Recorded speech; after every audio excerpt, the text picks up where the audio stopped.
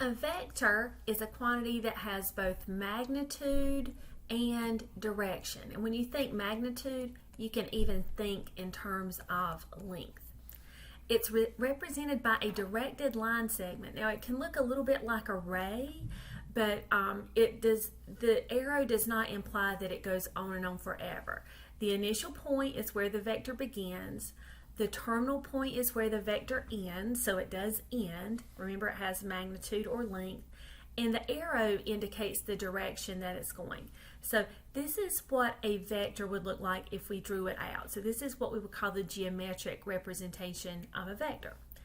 Then as far as writing it symbolically, we use, you'll see a lot of times in textbooks, a bold V, that indicates a vector, or just draw a V or whatever the letter happens to be for your vector, and this little symbol over the top. So these are indications that you are dealing with a vector.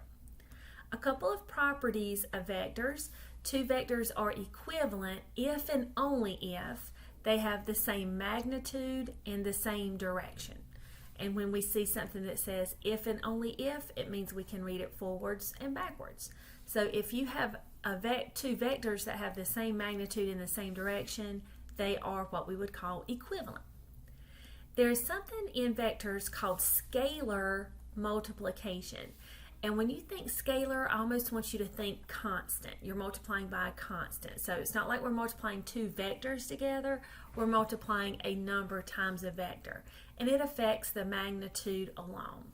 So to see this geometrically, so vector V, I've got a whole bunch of things over here that I'll be using. This is an example of vector V. And so vector V has an initial point and a terminal point.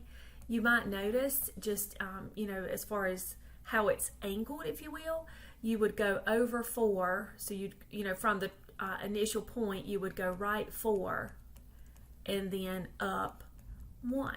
So right 4, up 1. And this is vector V here.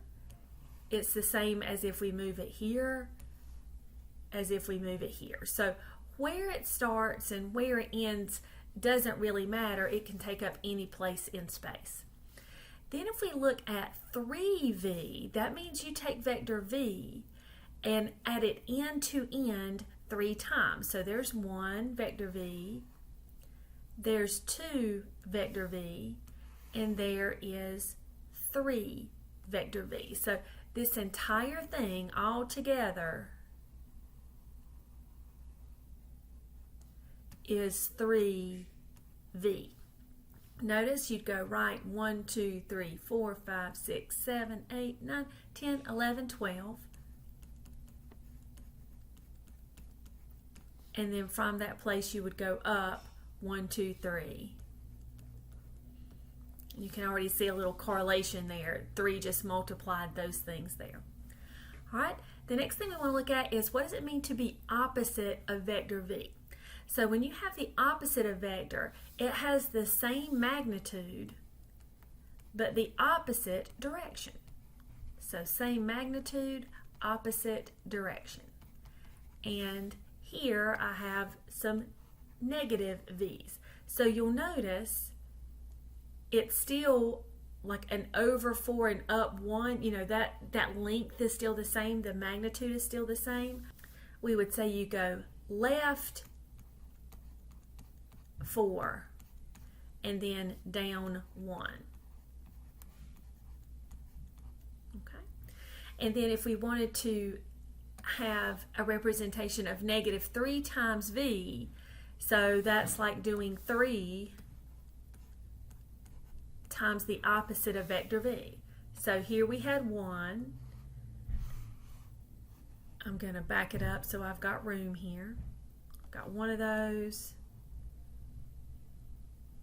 2 of those, and now I have 3 of those. So this is from beginning to end. When you're drawing that, you always start at the beginning of the first one and go to the end of the last one. This is negative 3 times vector V.